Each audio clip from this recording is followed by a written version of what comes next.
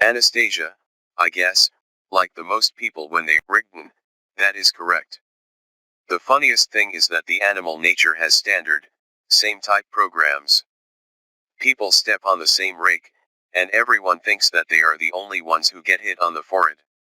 Each person thinks that he has it worse than everyone else and that it is just his obstacles that are the most difficult to overcome. But all this gloom is another trap of the animal nature to get a person to focus his attention on its purposes. By knowing these tricks, however, one can easily foresee and avert another attack, avoid traps. The most common programs of the animal nature are based on pride, egocentrism, and fear. These negative feelings cause envy, jealousy, grief, resentment, self-pity, the wish to control and discuss others, to blame someone, the fear of changes, fear of diseases, loss of the close ones, fear of loneliness, of the approach of old age, death, and so on. Here, the same processes of narrowing of consciousness take place which I have already mentioned. But as they used to say in the ancient times, he who climbs a high mountain laughs at everyday bustle.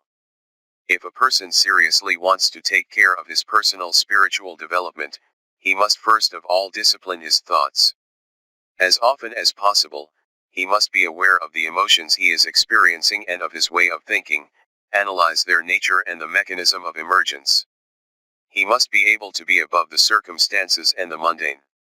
He must be able to perceive the world from the perspective of the observer from the spiritual nature and not from the usual perspective of the observer from the animal nature. The animal nature is constantly presenting a person with a big illusion about what human's inner world is, putting an emphasis on the personality's ego and what the outer world, which should supposedly be serving this ego, is, in its interpretation. From the perspective of this illusion, it imposes on the personality erroneous opinions about the world and other people, thus distancing the person from perceiving the truth. In reality, everything is different. Anastasia, you are right. One can say that we all are an illusion in this world until we start working on ourselves spiritually. When we start developing spiritually, then we understand that this world is also an illusion. Having practical experience of work on myself in each day, I have already realized on a deeper level how important it is to understand just who it is in you that is observing this world and based on what this observer makes conclusions. Rigdon, note that the observer will never be separated from the observable, for he will perceive the observable through his own experience. In fact, he will observe aspects of himself. While talking about the world, in reality, a person will voice an opinion of his interpretation of the world based on his way of thinking and his experience, but not of the complete picture of reality which can only be perceived from the perspective of higher dimensions. Anastasia, it is obvious that such observations in the usual state of consciousness will be made by a person with the help of comparison, judgments about similarities, and differences of objects in relation, firstly, to himself. Rigdon, quite right. Comparison mechanisms have been built into human's nature to enable him to learn, receive, and process experience, acquire skills, borrow a behavior style and so on faster, through imitation and associative way of thinking. Because of this, a person can be taught various actions and behavior patterns, and he can also discover the surrounding world very quickly. However, all this is associated with identification and contrast, in other words, with comparison. After all, there must be a comparison for a judgment. And here, a lot depends on what dominates in a personality as an observer: spiritual nature or animal nature. When spiritual nature dominates, comparison plays a secondary role. It is only needed for the transfer of your spiritual experience through known associations. In a spiritual practice, the cognition process happens due to the feeling of intuition, expanded awareness, and an inner understanding of all the processes that are completely new for the person, where there is no need to compare anything, where there is simply clear comprehension of all the processes which cannot be explained by logic. A person feels he is a part of the spiritual world, a part of a big whole, of the true reality. When animal nature dominates, a personality entirely immerses itself into the game of illusions of the material world. It is constantly comparing itself to someone based on some attribute, intellectual, professional, appearance, type of a person, and so on. To better understand, let's examine a typical situation. When in such a state, what does a person usually think about his neighbor or a colleague at work whose salary is a bit more or whose position is a bit higher? As a rule, he compares them with himself. For example, he is just like me, how am I worse, and so on. The false pride from the animal nature also triggers the mechanism of envy, which provokes a wave of aggression and anger. The person blames his inner blunders on the people around him or indulges in self-criticism. The animal nature tends to amplify the thoughts of self-suppression and self-oppression in a person, that he, once again as compared to others, is doing something wrong or is worse off than the rest. In this case, one must remember that it is not the animal who is the critic but that conscience is your best aid. Anastasia, what exactly pushes a person to judge someone? Rigdon, first of all, those dominant characteristics from the animal nature that he has inside himself. One must pay attention to this when such judgmental thoughts appear. Secondly, numerous egoistic illusions, attitude patterns as well as work of the animal nature which cause emotional surges that push a person to judge someone. The patterns of such type, for instance, as I can do better than someone else, my opinion is the only right one, and so on. In other words, they are based on egoism, the wish to secretly rule over other people and give orders to them and to build one's own illusionary empire of influence. Basically, all these are tools with which the animal nature controls and manipulates a human being. Thirdly, a person is pushed to judge someone because of the attempts of the animal nature to find and come up with problems that do not exist in reality but the thoughts about which will make the person hold a negative mindset for a long time. The latter helps in forming the habit of negative thinking of the personality. In other words, whatever a person talks or thinks about, everything will be bad and negative for him all the time and, most importantly, he will endlessly keep judging it. What is it fraught with? This process focuses and keeps a person's attention on these thoughts for a long time. And attention is power, the beginning of creation. The focus of attention has the ability to concentrate and accumulate certain types of energies, the surge of which creates an act of action and creation of something, emotions, thoughts, actions, events, in the visible and the invisible worlds. This, in its turn, creates man's destiny both during his lifetime as well as after the death of the physical body. Whether the result of this action is positive or negative depends on the person's choice, his priorities, the everyday habit of his way of thinking, and on how much he is able to control and discipline his thoughts and emotions. Anastasia, and in what ways does the animal nature cause the so-called states of unfounded aggression in a person? Rigdon, the states of unfounded aggression are particularly frequent when man loops his thinking on his own false pride and pays much attention to the struggle for domination of his authoritative opinion among friends and people close to him. Naturally, such a person is dominated by the animal nature which makes him dependent on its programs and patterns.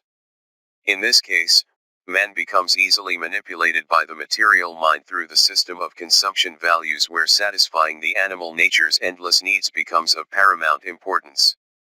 Anastasia, why do people care so much and brood about someone else's opinion of them? Rigdon, evaluating oneself and others and the resulting comparison actually originates from the animal part of human. This is the ancient instinct to be the alpha male or the alpha female. The animal nature always strives to look bigger and more beautiful in the opponent's eyes. That is why a person is so concerned and broods about someone else's opinion of him. Typically, this is limited by the desire to seem rather than to be. The person is worried, what will others say? But he does not even pause to think about who exactly is going to judge him. Humans' fear of the opinion of other people's animal nature comes from false pride and conceit. Why? Because in this case, another person's criticism is viewed as downplaying the significance of one's own ego. At the same time, All of this is part of a single process, the fight for domination and power over other people. Hence, resentment grows as well as depression and aggression. Anastasia, please tell the readers what must be done to avoid all these situations. Rigton, the human being, the personality, is located in the body, and the body is the home territory of the animal nature. If you know about possible attacks, you can always undertake a counterattack. It is like in reconnaissance. If you have to confront an enemy who is far superior to you in forces, it is important to know the quantity and quality of its force, deployment, tactics, and techniques of its actions to create an effective counteraction. It will then increase your chances of victory. You must control the processes of comparison in your mind. As often as possible, you need to ask yourself questions of such nature as, for instance, where does the envy come from? What and who am I comparing? Is this comparison appropriate? People cannot be identical, everyone is unique and different in their characteristics in terms of build, genetics, in character, talents, the level of diligence, and so on. People have specific features not only in their visible but also in their invisible structure. Simply put, everybody is different, each has his own, everyone carries his own cross, has his own destiny. It is better, of course, to use the following motto when the animal nature shows itself. Don't compare, don't be prideful, and don't be jealous. It is better to treat any situation from the perspective of the observer from the spiritual nature, in other words, separated from the thoughts and emotions of the animal nature. You must accept situations and people as they are because every situation and every person in it is some kind of a teacher. You must be able to learn positive lessons from any circumstances, even negative ones. To be satisfied with what you have. After all, the root of the feeling of satisfaction is not in the external world, but in the inner world of man, in his deepest desire. If a person wants to become a spiritual personality, then all his wishes must be about the spiritual zeal. It is important for a human to remember that the aspiration to seem does not mean to be. The main thing is to rely on the inner, on that which is coming from the soul, to live not for the sake of the opinion of other animal natures. Conscience is the best judge. By making a personal decision to keep a watch on your thoughts, it is very difficult to allow yourself to skive. In human, the purity of inner revelation before himself is important, since he is never alone, God is always with him. Often, when people do not bother with the analysis of their own actions as well as with control and discipline of their thoughts, they begin to interfere in someone's life with advice and preaching. We must remember that people talk not about what worries their conversation companion, but about what they themselves would like to sort out. As a wise man once said, while teaching someone, learn yourself, and one day you will understand what you have been teaching. One must not always interfere with the lives of others. But it is always necessary to give the right of personal choice to every individual. Everyone chooses the life for which they will later be responsible. Being an example and taking responsibility for your thoughts, words, and actions is worthy of human. Giving advice when you are not asked to and preaching when it is not wanted means to commit an act of violence, even upon a lazy and misguided, but still a personality. Life takes from each according to his abilities and gives to everyone according to their merits, and not the external ones, but the internal ones. The more you change your inner world, refine yourself and your personal qualities, the more these changes are projected onto the outside world. While in the state of domination of the spiritual nature, man understands himself, analyses his thoughts and actions in a calm and clear state of mind. Any external situation and provocations of negativity from others serve as a signal for personal work on himself, as gaining certain experience in self-perfection. After all, as a rule, provocations come from the corresponding impulse originating from the person himself, so one must keep his thoughts, words, and emotions under control. Inner doubts cause external chaos. Solid knowledge begets calm and order. When a person learns to control himself, he will not wait for a push from the outside to get moving, he will follow the path of self-perfection on his own. It should be remembered, wise man learns even from his enemies. The purpose and objectives of the animal nature are to distract a person by various means from the main thing, spiritual development, and to catch his attention in his weak spots. The ways the animal nature attacks are different, but there are common elements. Always, these traps are based on selfishness in one form or another, either masochism as a mental self-flagellation and self-pity, or narcissism, i.e. self-admiration. These are the two main extremes of the animal nature. Always, when the animal nature attacks, the flows from the inside out disappear and there appears pressure from the outside in which can be clearly traced at the level of feelings.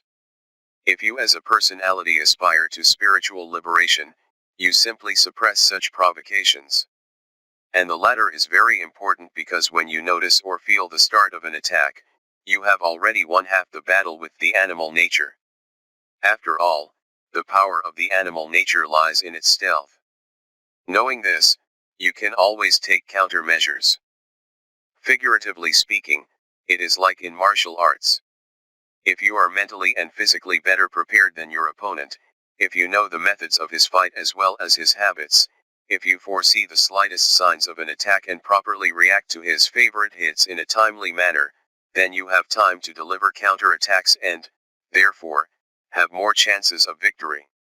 You must anticipate a strike and move aside in time. But if you do not even suspect that the animal nature is your opponent, thinking that it is your partner, well then, of course, there is no point in talking about your chances of winning.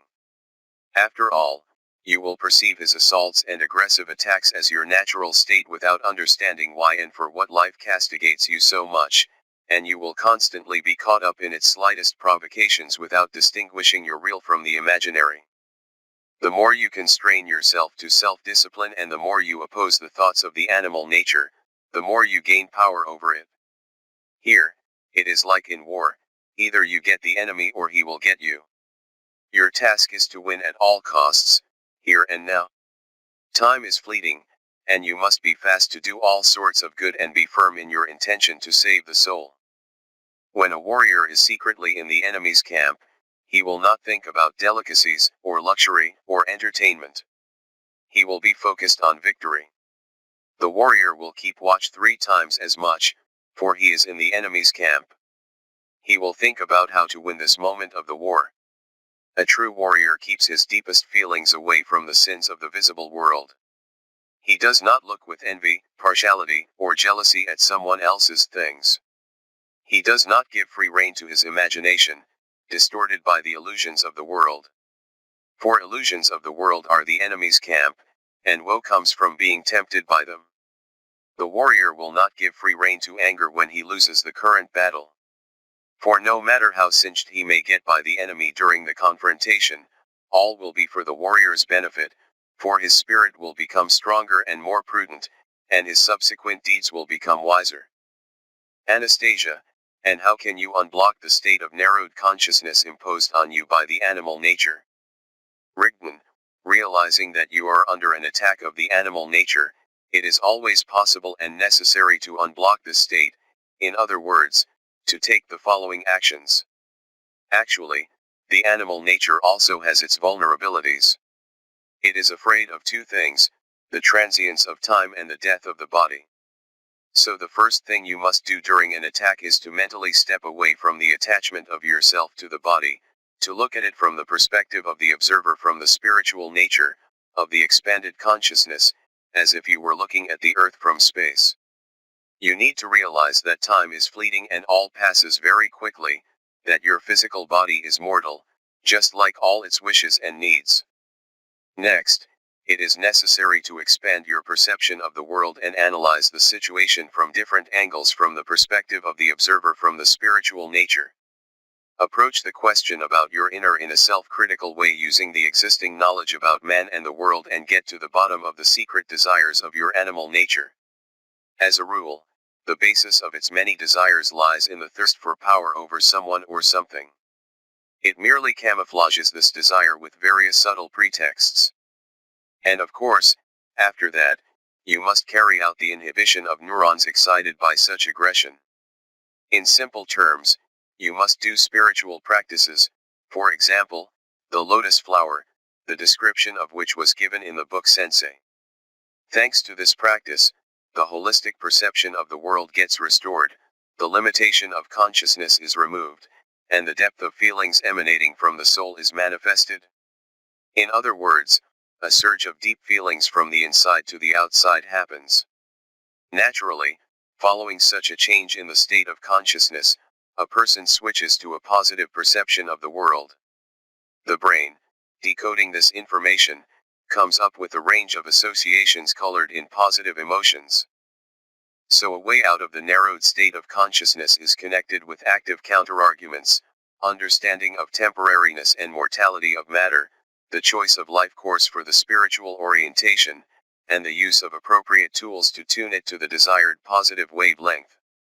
Often, it is the basic argument that people lack, words to convince themselves to come out of a narrowed state of consciousness and see a broader picture of the world. That is why it is important to work on yourself in each day and to understand all the responsibility before yourself. It is necessary to remember that as long as consciousness, or rather a personality, is unstable in its dominant choice, the person wavers and dwells in his doubts.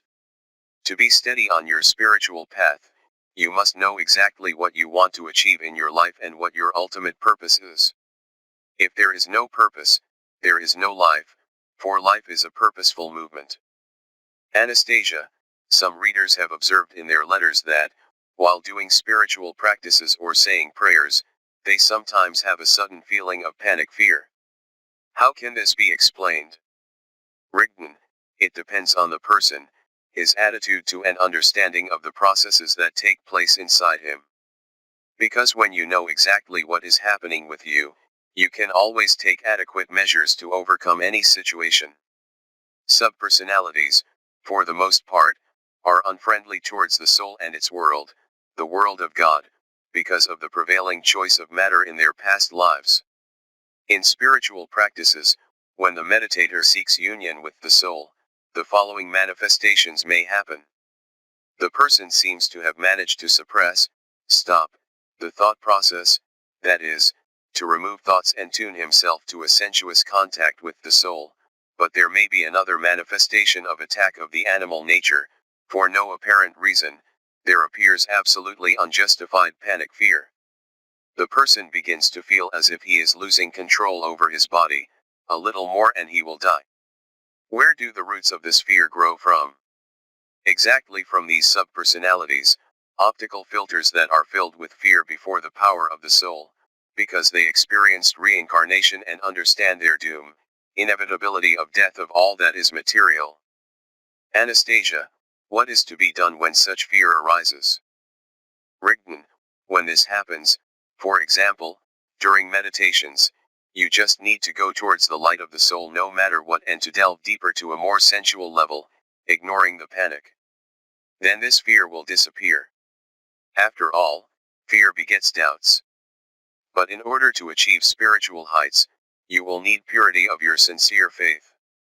It is often doubts and the fear to part with the familiar life that restrain a person. There is an interesting parable in this respect. One day a man fell off a cliff. But while falling, he managed to catch hold of a branch of a small tree which grew out of the rock crevice. Hanging in the middle of the cliff, he realized the hopelessness of his situation. It was impossible to climb to the top and there were only boulders at the bottom. The hands holding the branch grew weaker. The man thought, now only God can save me. I've never believed in him but it seems that I was wrong. What do I lose in my situation if I believe in him now? And he began calling upon God with all his sincerity in prayer, God, if you exist, save me. I have never believed in you, but if you save me now, from this moment on I am always going to believe in you. So he called out more than once. Suddenly, a voice came from heaven, you will believe. Oh no, I know people like you. The man got so frightened and surprised that he almost let go of the branch. But after coming to his senses he prayed even harder, please God. From now on, I will be faithful to you above all and I will do all that is your will, just save me. But God was not agreeing, so the man began praying and persuading God even more passionately and strongly. Finally, God took pity on him and said, "Well, so be it. I will save you. Let go of the branch." "What? Release the branch," exclaimed the man. "You think I'm crazy?" So is in life. Human life is, in essence, hanging over a precipice. And even though he understands the mortality of his position, he keeps clinging with both of his hands to the branch of doubts of his animal nature, afraid to lose it and to surrender to the will of God. So, when you are interpreting associations after a meditation, it is important to analyze who exactly in you is so afraid of eternity. A similar method of self-examination on the topic "Who am I?" and related techniques have been used for a long time in the spiritual and mystical schools of different peoples and in different religious systems. They have been known since ancient times and they were especially common among many people in ancient India and the countries of the East.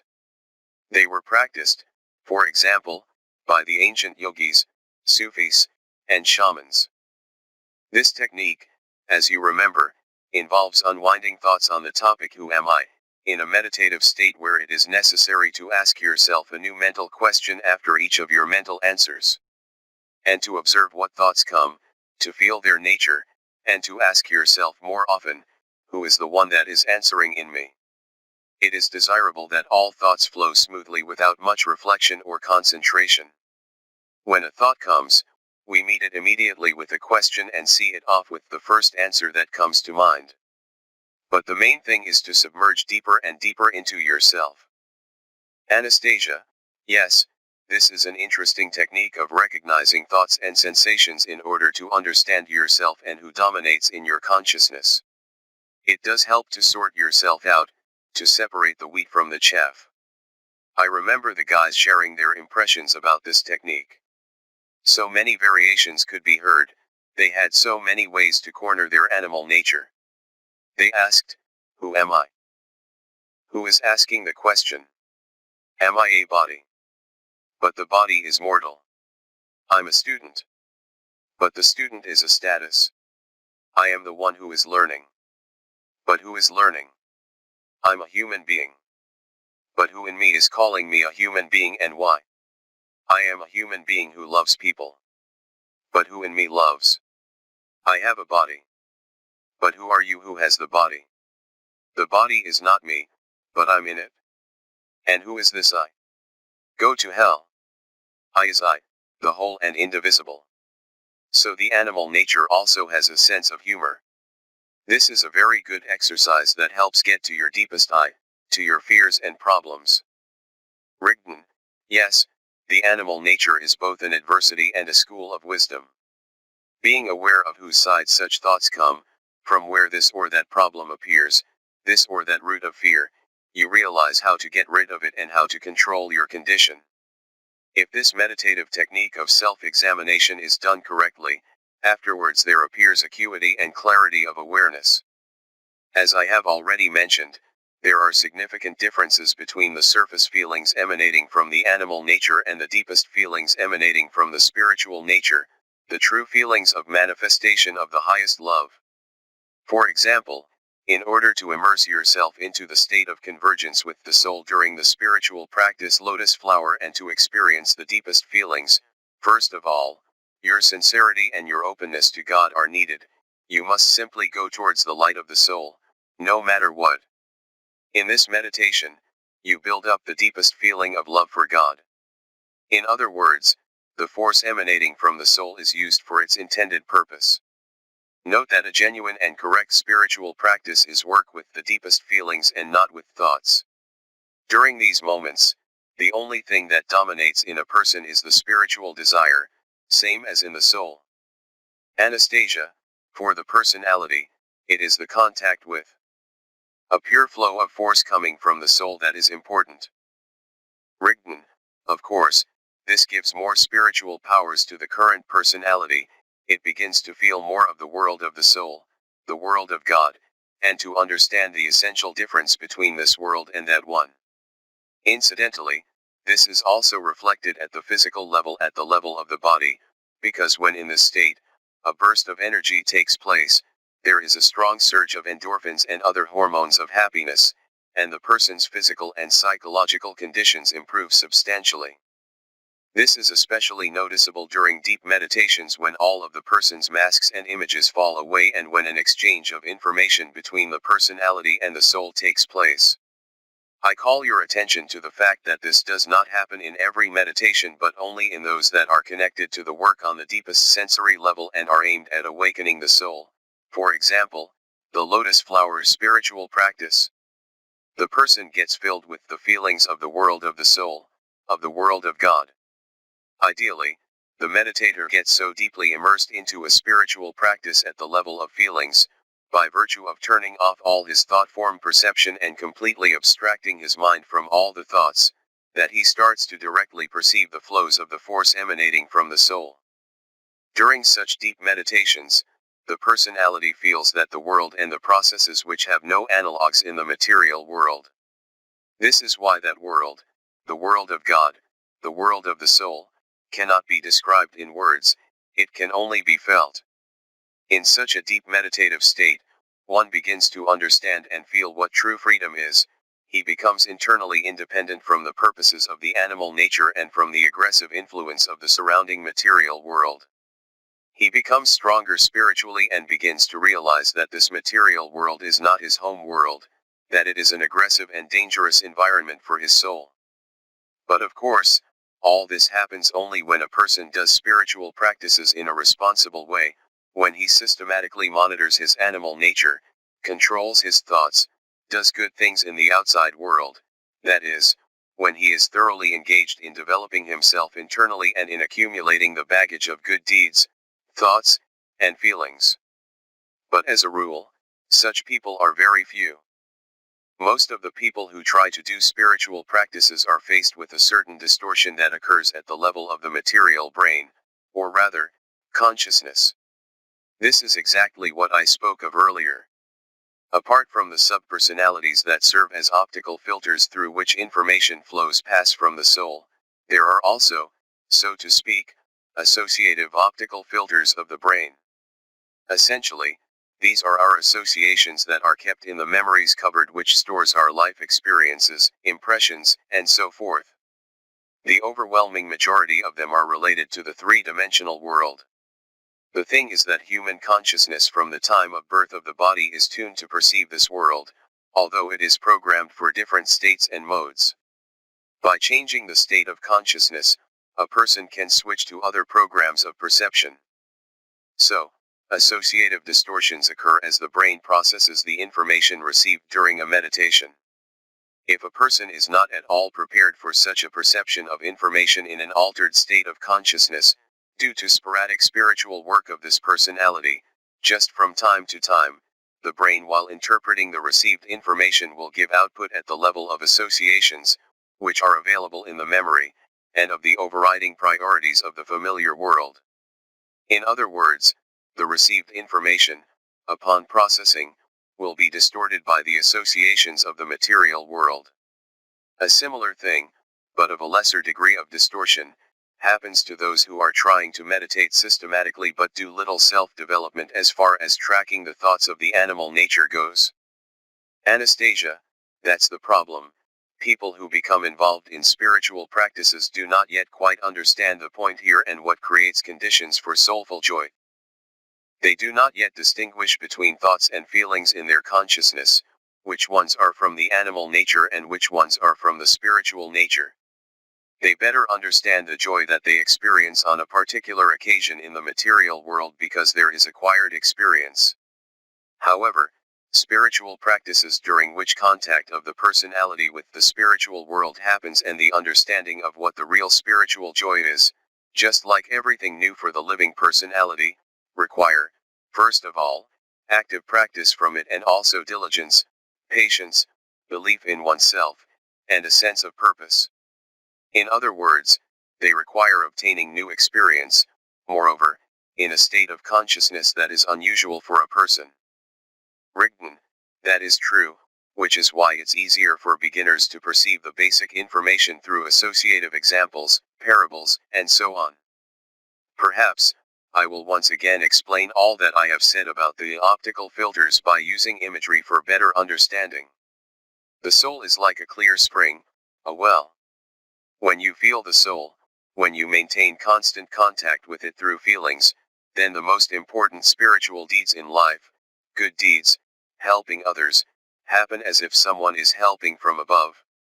Things go well even when circumstances seem to be not in your favor.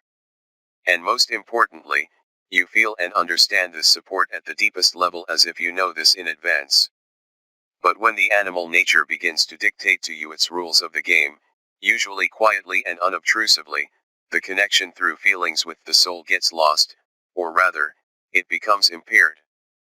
Figuratively speaking, the more your attention is captured by the game of the animal nature, the larger the surface area of this clear spring that gets covered by a coating. And the deeper you plunge into everyday problems, viewing them through the prism of your animal, the thicker this coating becomes. Accordingly, the latter makes it more difficult for the personality to connect with the soul and, naturally, with God. You are beginning to have fears, suggested by the animal nature, a lot of empty fuss appears and you become burdened with numerous problems. You cease to understand all the importance of spiritual work on yourself, you begin to unjustly blame or resent the people around you. When you notice these things, know that this is another attack of your animal nature and it is necessary to take urgent action, to restore the lost connection with the soul, to break through this, figuratively speaking, built up thickness of coating.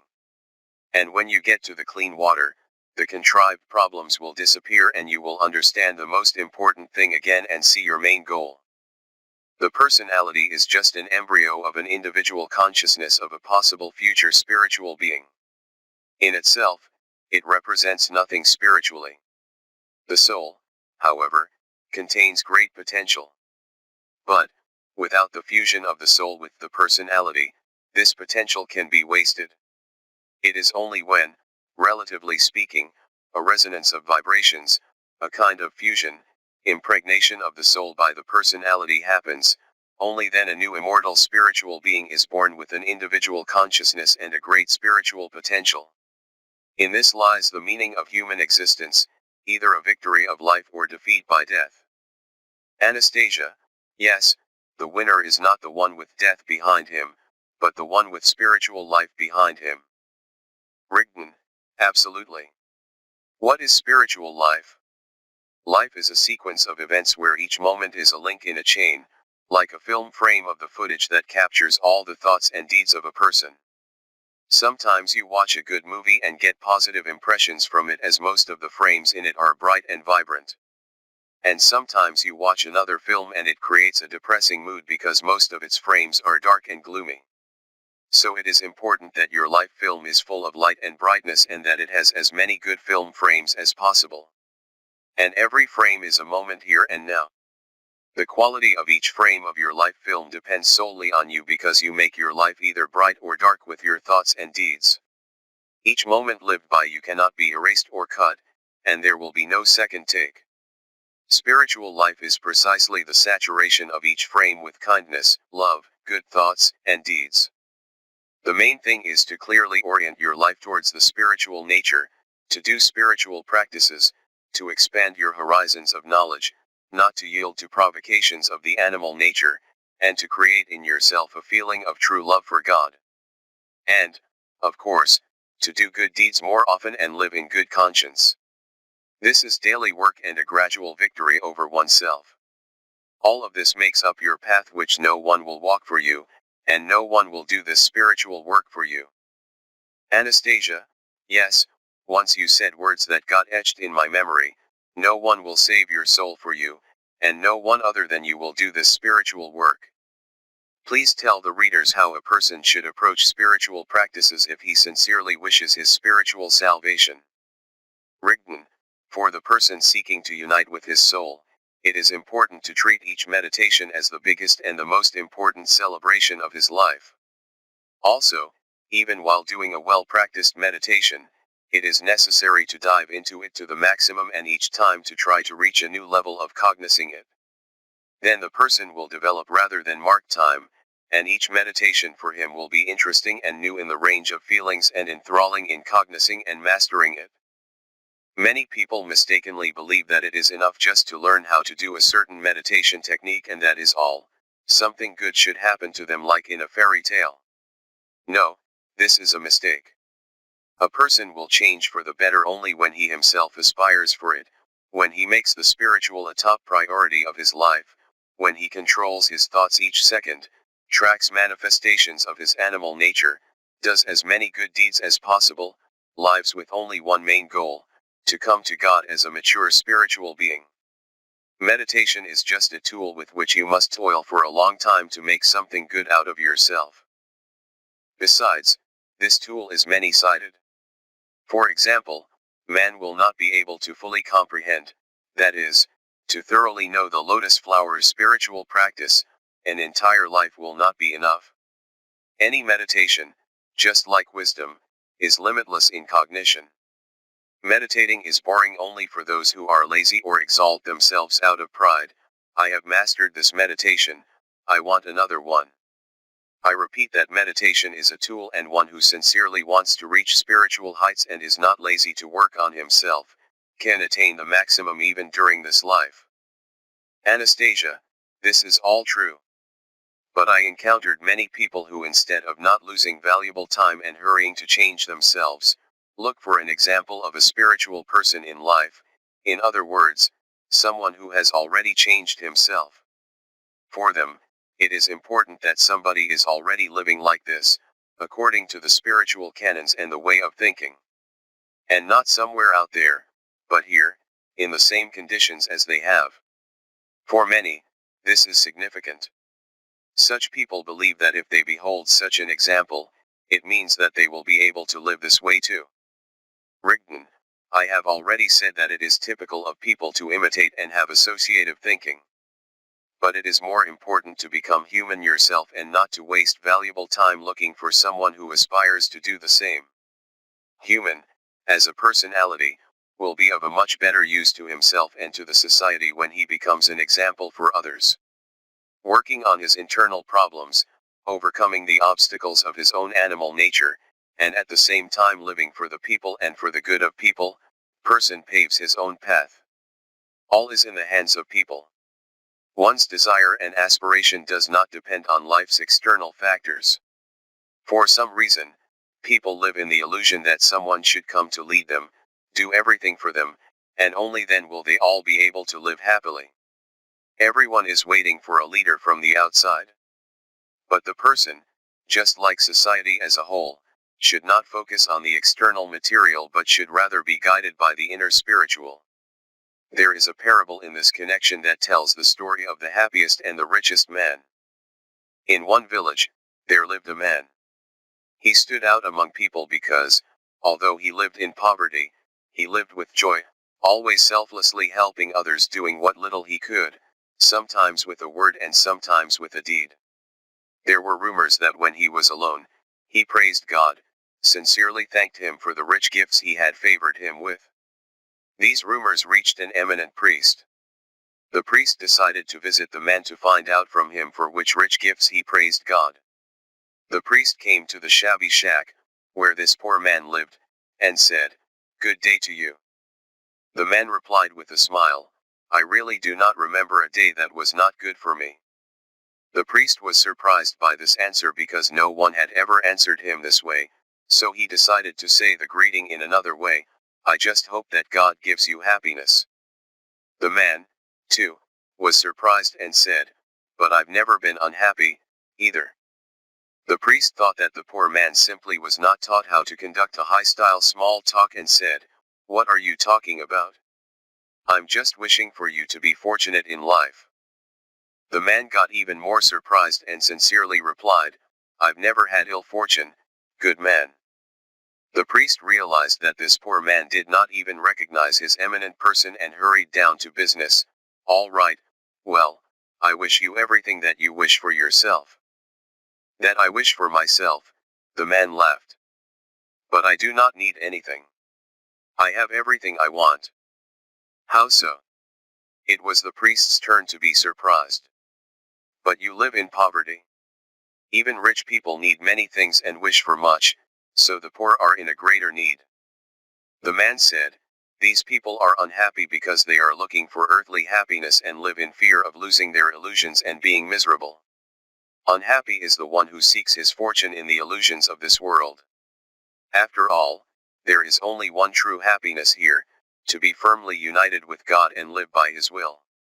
I am not looking for temporary well-being because I am thankful for what I have, for what has been given to me in life by God. I gladly accept everything, both what people call misfortune and what people call sorrow. I thank Him for favoring me with rich gifts. The priest scoffed, but God has not given you anything. It means that you thank Him insincerely. The man uttered, God sees me, He sees all my temptations and all my opportunities. He always gives me that which makes me spiritually perfect. The priest asked, how do you live then? The man replied, my concern in each day is only to be firmly united with God and to live according to His will, that my life would be totally united and aligned with the will of God. So goes my day. And each night, going to bed, I'm going to God. Where have you found God? In the place where I found the truth when I had left, like clothing, all the things of the world on the banks of my doubts and went into His waters of enlightenment, in the purity of my thoughts and good conscience. The priest hesitated, for never he had seen such a poor man who would say such words. Tell me, do you speak so out of your own conviction? Are you going to think the same way if God sends your soul to hell? The man shrugged his shoulders and said, every day I hold on to God with my whole inseparable embrace of my soul. My sincere love for Him is immense. My embrace is so strong and my love for Him so boundless that wherever God sent me, He would be there with me. And if He is with me, why should I be afraid? My life is where He is. For my soul, it would be sweeter to be out of heaven with God than in heaven without Him. Just who are you? The priest asked with surprise and fear. Whoever I may be, I am happy with my life. And truly, I would not exchange it for the lives and wealth of all the earthly rulers. Every man who knows how to be a master of himself, how to rule over his thoughts, and who is in a strong embrace of love to God, is the richest and the happiest man in this world. Say, poor man, who has taught you such wisdom? I have only one teacher, God. Each day of my life I try to do good in this world, I pray, I practice in having righteous thoughts. But at the same time, I always take care of one thing, to be firmly united with God, with His boundless love for me. Only the union with God makes me spiritually perfect. It is life in the love of God that teaches me everything. Every person is a personality which, first of all, carries spiritual responsibility for everything that it does and chooses in life. Most people do understand what responsibility is. They take responsibility when they solve everyday ideological, household, financial, and other issues. Basically, they make this effort not for themselves, but for their families, for the future of their children and grandchildren, for their friends, for their loved ones, and so on. So it is in the spiritual as the main task of each person. You must take responsibility for your own spiritual destiny and do everything possible and impossible in your life to unite with your soul and find the real freedom from the material world. There is no need to wait for anyone, you must act yourself, and start, first of all, with yourself. You yourself must be a good example for others, and then positive changes in you and in the society will not keep themselves waiting. Anastasia, yes, there is truth in your words which touches and moves the soul deeply. Spiritual love, which knows neither measure nor boundaries, conquers all. You know, I have noticed that readers of all ages are asking the same question, what is true love? Bearing in mind the information you had imparted about this question earlier, now I understand that in today's society, this notion has been substantially tampered with and distorted in the meaning and essence. Wherever you look, it becomes quite obvious that in today's world, a lack of the real feeling of love is felt by almost everyone: children, teens, the young, the elderly, single, married people, and people who are not bound by matrimony. Written, I shall not say that in today's society the keys to this concept have been completely lost. They do exist, but they are hidden under layers of misunderstanding, under the armor of materialistic worldview. But to find them, people need to know at least what they look like. Another thing is that in a consumer society everything is done to ensure that people, for the most part, would not find these keys, that they live without this knowledge in suffering, guided only by the animal instincts. Why? Because true love frees man internally and gives the most precious gift from heaven, the real freedom from this material world. This is a very powerful force that awakens the soul. This is the shortest direct path to God.